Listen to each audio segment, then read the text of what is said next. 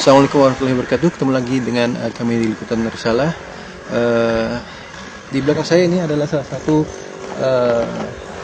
kawah besar, yakni akibat pengeboman semalam oleh pesawat tempur rezim Nusayri dan Rusia yang mengakibatkan lubang dengan kedalaman sekitar 4 meter.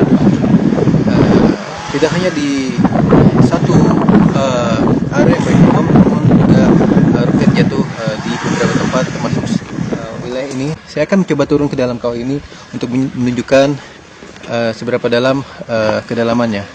Mari ikuti saya.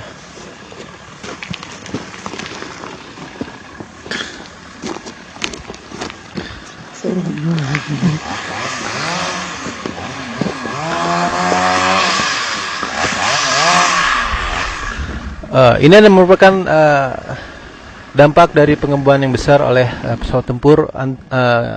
Anda dapat melihat sedalam apa dan sebesar apa bom yang dijatuhkan di wilayah ini.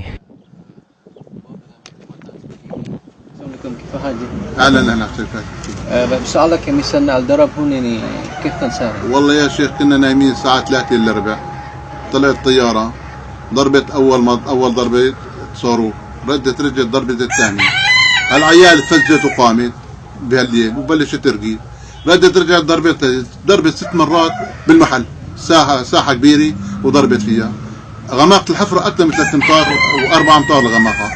طيب هذا طيران تبع ايش؟ طيران نظام والله ما وكلته، والله ما وكلته، بس بالمية 90 روسي، لأنه هدفه 100% عم يجيبه.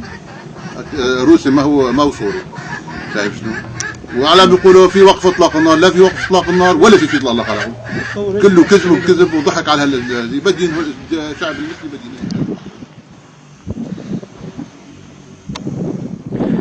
Dan ini merupakan salah satu lubang hasil pemboman pesawat tempur lainnya dengan kedalaman yang hampir sama.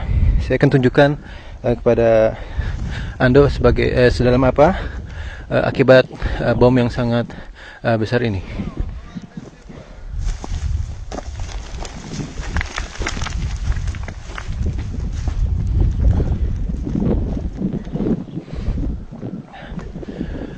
Dan alhamdulillah pengeboman ini hanya jatuh di lahan kosong dan tidak mengakibatkan korban luka.